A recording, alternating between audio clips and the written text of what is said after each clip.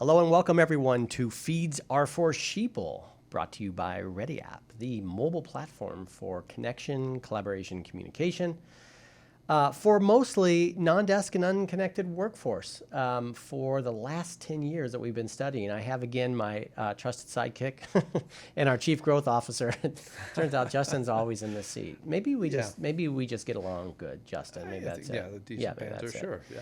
And we have one part that's art and one part that's science, I think. That's important in a podcast. But today's podcast is going to be all around a new direction that redeapp is taking that is really exciting to us. Super exciting. To our team. And that is the idea of building and expanding beyond workforce. So when we talk about mobile computing, and mobile connection between people who work with their hands, machines, tools, or in front of customers or patients for the majority of their day or their shift. And that could be in the middle of the night. It could be second shift, third shift, first shift. But the need for organizations to expand beyond workforce to include additional people within this large, structured, compliant, private, and secure mobile network. Well, how do you do that when you are when you're going beyond the walls of corporate IT? Pretty scary, right? Yes. Oh gosh. So it's not what the Valley has been engineering for the last 30 years. Everything has been based around email accounts and the way that you're able to have these walled gardens inside of your company. And it is the future, though. It is right. So how do we expand beyond that? I think people have always been challenged with how you bring additional constituents and people and stakeholders and affiliates and groups within one private mobile network and still create high levels of relevance and relationships with those groups. So redeapp is expanding to a direction that we're currently calling communities. Yeah. How do we use our relationships in our customer base today and help them expand beyond just workforce? And so let me give you a few examples of that. Yeah, hit me. We talked about, the first one was in healthcare. A lot of times the senior living communities, assisted living communities that are out in the U.S. that are customers of ours have a need to include contractors within their redeapp communities or redeapp networks. So we've got grandma and grandpa in a facility. That's right. And in that facility, there's a number of service providers that, whether it be food, massage, physical therapy, wellness, right? All of these potential contractors. Podiatrists. Right. We have all the ISTs.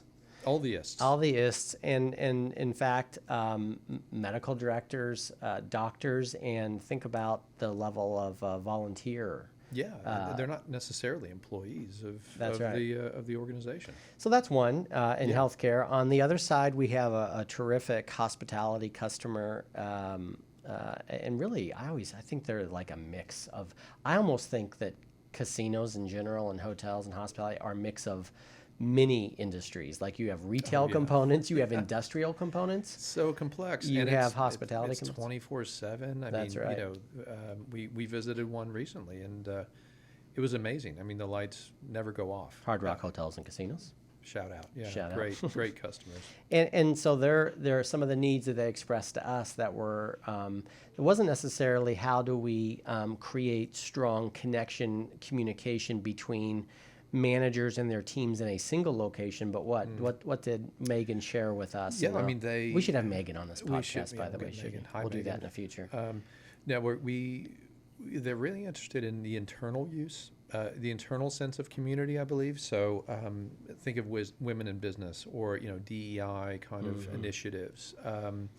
They want to ensure that people have different forums in which they can meet other like-minded folks, connect, kind of share ideas.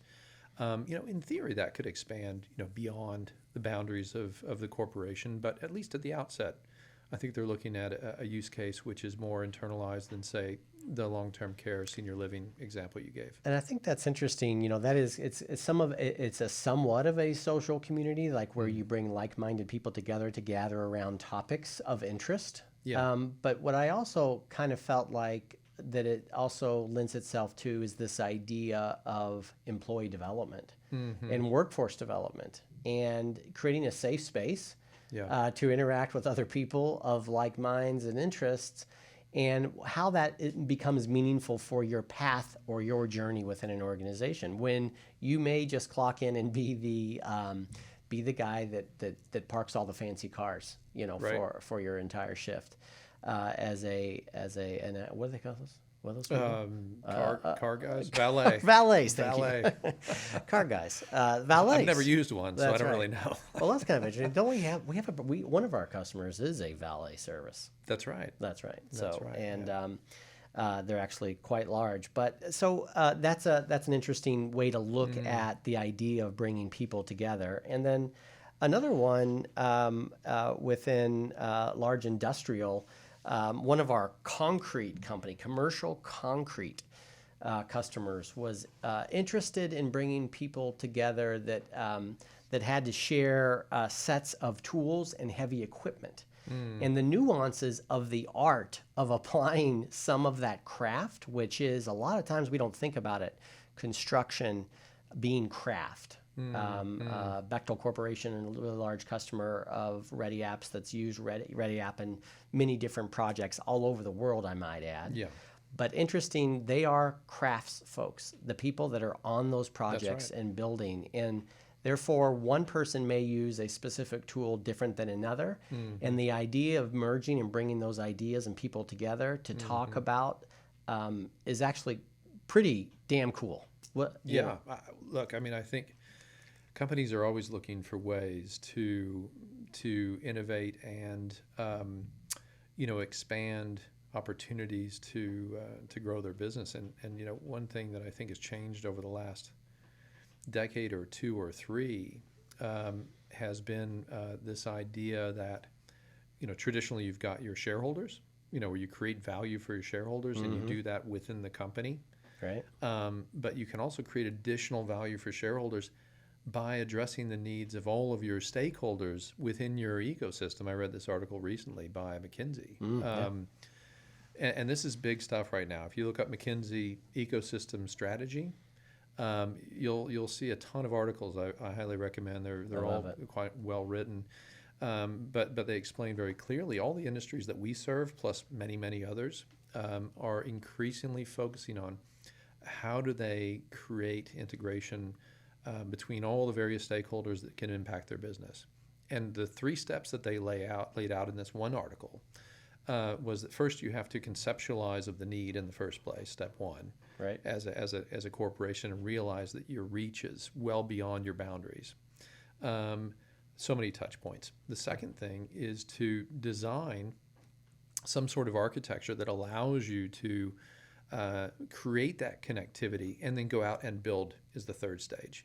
And they refer to, interestingly, in this one article, a company's employing a super app. But it could be technology, or it could be something else, it right? could be Yeah, technology, right, it could right. be other things. Sure. Absolutely. But technology is one of the more commonly Efficient, scalable. scalable things Right. that is available. So, look it up. I think it's pretty interesting. I love that McKinsey is on the forefront of this idea of bringing ecosystems and communities of people together, and how important it is for companies to understand. I remember back, I'm a very old person that started in the early days of the internet. In the early days of the internet, companies wanted to own their own Facebooks, if you will, their own private. They wanted to own their brand because it was important to them. It was key to their brand. Right. And what happened is big social kind of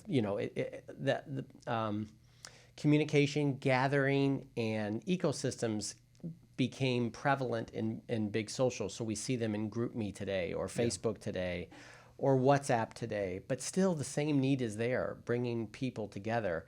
And now redeapp is introducing this interesting concept of how we can do that and bring ecosystems together. And in our the industries that we serve are antiquated and laggard are negative terms, but they are slow to adopt. They are slow to For change. sure. Yeah. Yeah. And so what I think is neat and what I appreciate about the education and awareness piece for McKinsey to participate in these conversations and lead For sure. on those topics. They've got a role, I think, as they coagulate. That's probably not the right term, but That's a scab. that's a scab. So they like blood forming on your Yes. into Your a knee, scab on right. your knee.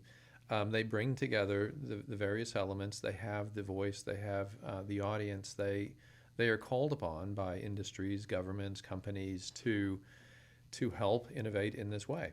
And so I think they have a really important role to play in bringing folks together. And we are going to have a very important role to play in the industries that we serve. This is our inaugural teaser podcast episode. Keep an eye out for it. That's Communities. right, on communities. So excited to bring this to everybody today. Thanks for listening. Hey, it was a fast 12 minutes, Justin, but we just had to touch the topics because we're just trying to, put these babies in a can, are we not? That's right. Yeah. Let's try to get as many podcasts in a can as we can.